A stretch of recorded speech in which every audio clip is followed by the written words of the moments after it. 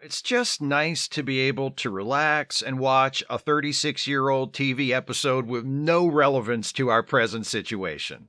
This is a review of the Star Trek The Next Generation episode, The Measure of a Man. If you have not seen this episode and you don't want to know if people should have rights, be warned, spoilers beyond this point. Hey, it's one of them political episodes. Only the dipshits in the fan base who always whine about Star Trek getting political never complain about it because it aired so long ago that the fact that it's political no longer registers with them because, like I just said, they're dipshits. But enough about them for now. Let's talk about what happens in this episode. The Enterprise is on its way to a newly established starbase, and while they're waiting to arrive, the gang is playing poker. We've got Dr. Pulaski, Geordi, Data, O'Brien. Hey, O'Brien gets to sit at the adult table in this one. Good for him. And Riker. Data's like, this is great. I've read all the rules and computed all the possible card combinations. Plus, I'll be able to infer how good everyone else's hands are by how they choose to wager. Poker is going to be easy. And then Data, who has 3 queens, immediately loses to Riker, who has nothing, because Riker successfully bluffs him into folding. Data's like, maybe there's more to this poker shit than I thought. After reaching the starbase, we find Picard relaxing in a cafe when another officer, this lady, enters and catches his eye. This is Captain Philippa Louvois, and they appear to have some complicated history between them. They sit down and talk, and it seems that back in the day, Louvois prosecuted Picard during the court-martial following the loss of his previous ship, the Stargazer. Picard's still a little sore about that. Apparently, she tried a little too hard to win. Also, there's a ton of sexual tension between the two of them. It's not so much will they or won't they, more like they definitely did and want to again, but also they hate each other. Before Picard and Louvois can release this tension by either going somewhere to screw or trying to choke each other to death, or, let's be realistic, probably both at once, Admiral Nakamura walks up along with this guy who you will soon hate way more than Picard and Louvois hate each other. Plus, you won't want to fuck him at all, Commander Bruce Maddox. Picard, Nakamura, and Maddox pop back over to the Enterprise so Picard can show the Admiral around, and while they're on the bridge, Nakamura casually mentions to Picard, "Oh yeah, I almost forgot, Commander Maddox wants to play with your robot. Okay, thanks, bye." And Nakamura leaves. It turns out that Data and this Maddox guy know each other from way back too.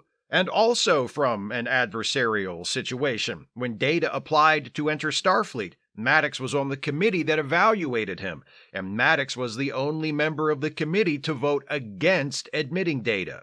Maddox has spent the years since studying Data and the work of Dr. Sung, Data's creator. Maddox is now an expert in the field of cybernetics, and as the next logical step in his research, he wants to disassemble Data to figure out how he works, with the ultimate goal being to create more androids like Data.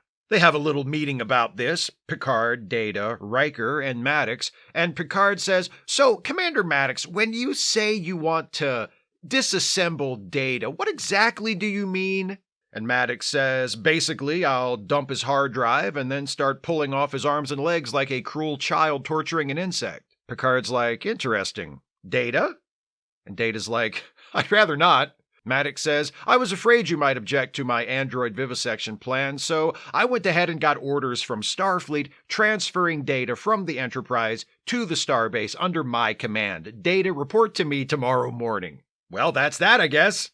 Picard and Data meet later in Picard's office, and Picard says, this is a bummer because I don't want to lose you, but I also need to think of Starfleet's interests. If Maddox is able to figure out how to make more androids like you, that would be a great benefit to the service. Data says it would be a great benefit to the service if everyone had eyes that worked as good as Geordi's visor, but no one is forced to have their eyes replaced. Why is it okay to force me to undergo a procedure for the benefit of the service? Picard's like, you got me there, and resolves to fight Data's transfer. He goes back to the starbase to ask for help from Louvois, who is the JAG officer at the base. The only help she can offer is to suggest that Data resign from Starfleet if he doesn't want to comply with the transfer. So, that's what Data does. We cut to his quarters, where he's packing his shit and getting ready to leave. When Data goes into another room, Maddox enters from the corridor and starts going through Data's stuff. Data comes back in like, "Do you knock?"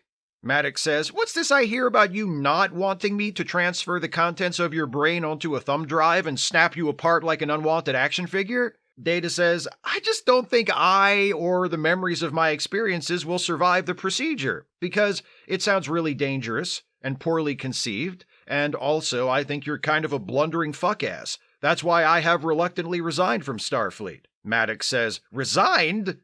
But you're a robot, you can't resign. We'll see about this." Picard and Maddox end up in Louvois' office. Maddox says to Picard, "Man, you're just being sentimental.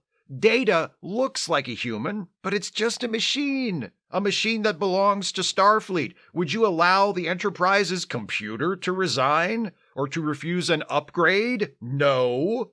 Same thing with Data." Picard says Data is not the ship's computer. He's an officer of Starfleet. He has rights.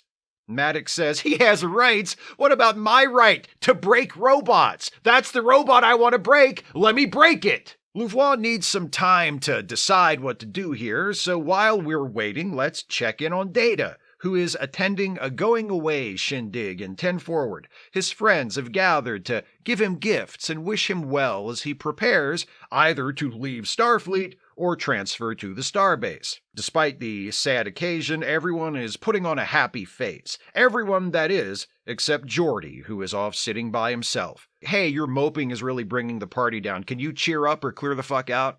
Picard and Riker meet with Louvois to get her decision, and she's got bad news. According to her understanding of the relevant precedents, Data is the property of Starfleet and isn't allowed to resign or to refuse to undergo Maddox's procedure. Picard challenges the ruling and demands a hearing. Louvois says, "Okay, but since I'm still setting up the JAG office here and haven't had time to hire a staff, I'll have to use officers from the Enterprise to hold the hearing. Regulations say that you, Captain Picard, will be counsel for the defense, and you, Commander Riker, will be counsel for the prosecution." Riker's like, "Say what? No, I can't do that. I mean, sure, Data's a robot, but he's my robot friend. I can't side against him." Maybe if he was a clone or something. Louvois makes it clear that if Riker refuses to serve in the prosecutor role, she will simply uphold her original ruling and order Data to report to Commander Maddox to be tortured for science. So Riker reluctantly agrees. Doesn't seem fair. Doesn't seem like this is how any of this would actually work, but it's a show about future people flying around the galaxy on a magic spaceship, so let's not be sticklers for procedural realism. The hearing begins. Riker leads off and he comes out swinging. He's done his homework. He calls Data to the witness stand, establishes that Data is a machine built by a human, removes one of Data's hands to demonstrate to the court how ingeniously and intricately constructed he is. Then Riker goes for the kill, literally, and flips Data's off switch, causing him to slump over lifeless in the chair. "Pinocchio is broken," Riker announces melodramatically. "Its strings have been cut." Riker sits down, clearly disgusted with himself, perhaps wondering if he really had to go that hard. I mean, turning Data off, that was pretty fucked up, man. Picard's like, "Can we take a break?" We pick up a bit later with Picard in an otherwise empty 10 Forward. Guinan comes over and says, "Hey, you just missed Riker. He was drunk. How'd the hearing go?" Picard's like, "Not great. I'm really worried we're going to lose." Guinan says, "Well, that might not be so bad. Maybe Maddox's research will actually go somewhere, and he'll be able to create a whole army of androids just like Data, all the property of Starfleet." Are you getting at something? I feel like you're getting at something. Just that it reminds me of other groups of people from throughout history, people who were forced to do the jobs nobody else wanted to do, the jobs that were too dirty or too dangerous, people whose feelings or welfare didn't need to be considered. Disposable people. Generations of them. I'm still not getting it, I'm sorry. No, I'm kidding. Obviously, Picard gets it. Guinan is talking about slavery. That comparison gives Picard the epiphany he needs to bring his argument into focus. When the hearing reconvenes, Picard gets right to business. He agrees with everything Riker said earlier. Data is a machine. Data was made by humans. The thing is, that doesn't matter. Humans are also machines, just biological ones. Picard calls Data to the stand, and he shows Data a few of his personal items, a framed collection of the medals he's earned in service to Starfleet, a book Picard gave him as a gift, and a miniature hologram of Tasha Yar. Picard says, "Why is Tasha the only one of your crewmates you keep a picture of?" And Data says, "Because she was special to me, sir. We were intimate." Me and her threw down, and I'm talking all the way down, on the bed, on the floor, on the sink, against the wall. I had that girl whimpering like a hungry puppy, and she ran my batteries down to the red. For a second, I thought I was going to have to pull it out of her and plug it into the wall just to get enough juice to drag my ass back home. She rode me like a tractor until I was out of gas. I mean, it was... "That'll do, Commander." And Riker jumps up like, "Objection! I want to hear more!" I kid. Data is excused, and Picard calls Maddox to the stand. Picard says, "So why are you such an asshole? What do you think gives you the right to just disassemble Data? Because that's not what you want, is it, Data? No disassemble." Maddox says the difference between Data and other Starfleet officers is that Data is not sentient. Picard asks Maddox to explain what makes something sentient, and Maddox says that it has to have intelligence, self-awareness, and consciousness. Data is obviously intelligent and self-aware. He can understand and adapt to his surroundings. He knows who he is, where he is, and what's going on. What about consciousness? Is Maddox really so certain that Data isn't conscious, even a little? Picard says to Maddox, "You don't even know for sure what Data actually is, but you want to take him apart so you can figure out how to construct more of him. Hundreds more, thousands more. That sounds like a race to me. A race. And we will be judged by how we treat that race." He turns to Louvois and says, "Eventually somebody, either this doofus here or somebody else, will replicate the work of Dr. Sung and succeed in making more androids like Data. The decision you make today will affect not only him, but all of them as well, and it will decide what kind of a people we are. Our mission is to seek out new life. There it sits. Do we condemn him and all those who will come after him to slavery? That's up to you. Don't fuck it up." Louvois is like, "Okay, the questions we're considering are far broader and deeper than anyone in my position should be deciding, but since this all has to be settled right here and right now for some reason, here's my decision. Data is a machine, but he is not Starfleet's machine. My ruling is that Data has the right to make his own choices." Data walks over to Maddox and says, "I formally declare no disassemble."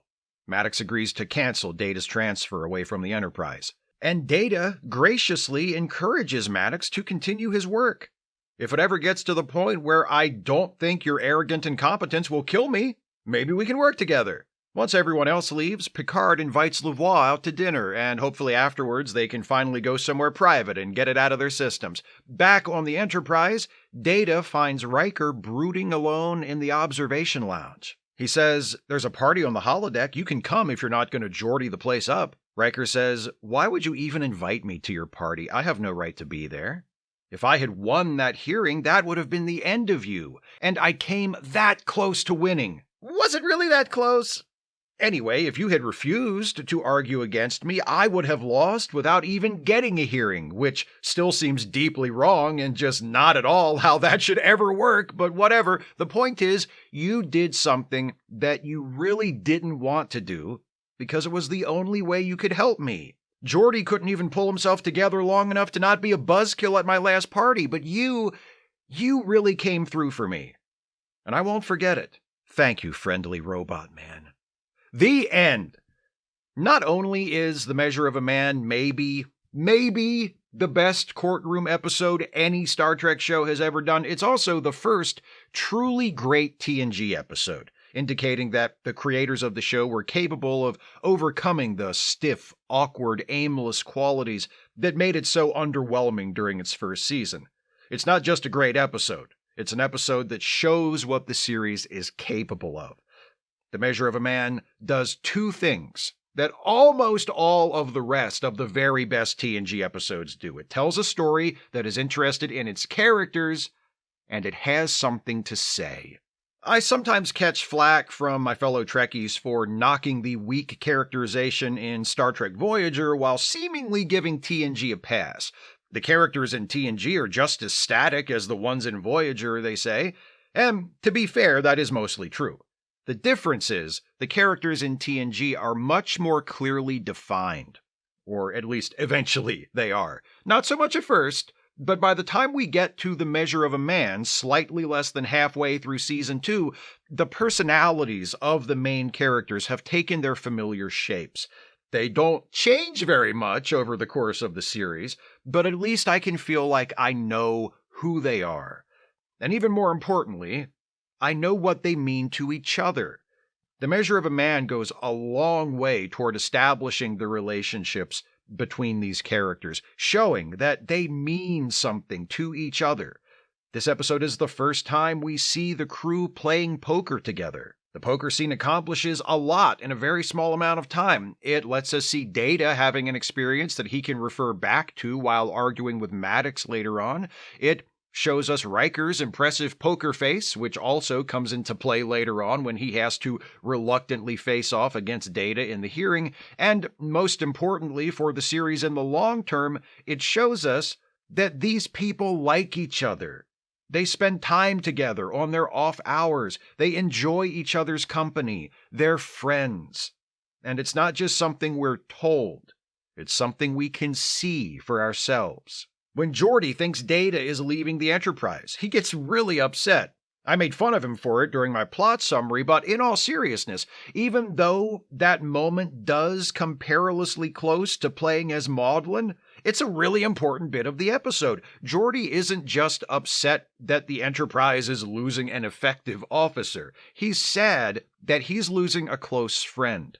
Something similar happens when Riker initially refuses to serve as counsel in opposition to Data during the hearing. It's not just that he thinks it would be wrong to stand against one of his own crew or to argue for a cause he doesn't believe in. It's that Data is his friend and he doesn't want to hurt him, which is ultimately the reason Riker agrees to do it, because it would be worse for Data if he refused. The script by Melinda Snodgrass does a great job with the guest characters as well. Bruce Maddox, played by Brian Brophy, is such a wormy little shit you just want to reach through the screen and start punching him, which is good. Maddox's contemptible qualities make him easy to root against, and they also serve the message of the story. Maddox is only able to say and do and try to do the things he does in this episode because he genuinely believes that Data is not his equal, that Data has no rights, that he, as a human, is bound to respect. I'll say more about that in a few minutes. The other major guest character is Philippa Louvois, played by Amanda McBroom. Louvois gets quite a bit of time in the episode, and we learn a lot about her. The dynamic she shares with Picard is fascinating. They're clearly attracted to each other, but Picard also carries a ton of resentment toward her because of their history, and she carries a lot of regret because of that history, while also insisting that she didn't do anything wrong. It's a heavy load of backstory, and the interactions between Picard and Louvois occasionally wander into soap opera territory, but it all ends up for the best, because the cumulative effect is that by the end of the episode, Louvois is not just a generic character filling a prescribed role. She's a person with connections to this. When she delivers her final ruling, it feels like it's coming specifically from her, not from some remote, interchangeable judge, which in a lesser episode her character could easily have been. The two most important characters in the episode, though, are Picard and Data. This one is often thought of as a Data episode, and with good reason. We begin and end with Data. Data is central to the dilemma of the episode, and Data makes an excellent showing for himself throughout the episode, arguing for his rights, pushing back against those who would mistreat him or deny him, demanding, in his dispassionate, matter-of-fact way, to be treated with the same respect as everyone else. But this is just as much a Picard episode. It's actually more of a Picard episode. Picard's decisions drive the plot. The hearing is Picard's to win or lose, and it's ultimately Picard's big climactic speech that does win the thing. Plus, my favorite part of Picard's role in this episode, he actually has an arc. Not a big one, but it's there. Picard is against Data's transfer and is extremely dubious of Maddox, but he doesn't start out determined to fight it. When he meets with Data in his ready room the first time, he's disappointed, but he tells Data, "I have to consider Starfleet's interests here." He's ready to go along with it. Only when Data points out to him that he would never stand for another member of his crew being treated this way does Picard realize he's in the wrong and resolve to do something about it. Picard is operating on assumptions that he doesn't even realize he's making. He has an implicit bias that keeps him from seeing why what's about to happen to Data is unacceptable until Data shows it to him. Sometimes when Star Trek produces episodes that deal with prejudice, racism, and so forth, people in the audience will object and say, "But if the people in the future are really so enlightened, how could prejudice or racism even still exist?" This is how. No matter how enlightened and thoughtful and aware we become, we will always, all of us, be vulnerable to these unconscious assumptions and biases. The test is how we respond when we're forced to confront them. Hopefully we'll all take our cues on this from Captain Picard. The arc traveled by Picard certainly contains an important message, but it's not the main message of the episode. That message is brought into sharpest focus by the only other important character I haven't mentioned yet, Guinan, who makes the direct comparison between what Maddox wants to do with Data and slavery.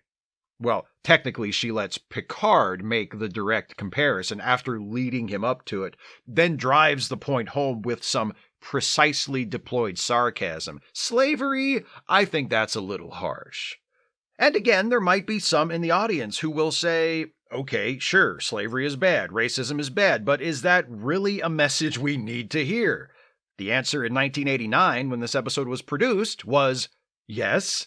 The answer today, 30-something years later, is, "Oh my fucking God, yes! What is wrong with you? Why would you even ask? Yes, clearly. We still need to hear that message. Yes is the answer. Yes." Also, while slavery is bad and racism is bad are both important and sadly relevant messages, the actual message of The Measure of a Man is even more fundamental. The fight we see Data taking on in this episode is a compressed, abbreviated, dramatically simplified version of the fight that members of numerous real-life minority groups have had to make, and are still making at this very moment, to win their rights. It would have been nice if, after the end of institutionalized slavery in this country and the legal recognition of equal rights for black people, everyone would have realized that the same liberation and the same equality is the birthright of all oppressed people. But that's not how it works.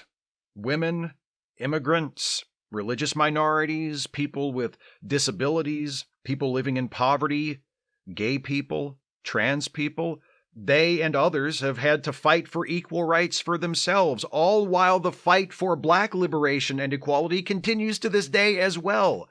It's all the same fight, and it never ends, because even when we make progress, that progress isn't guaranteed to be permanent. It must be constantly defended, or else, well, we're seeing what else now, aren't we?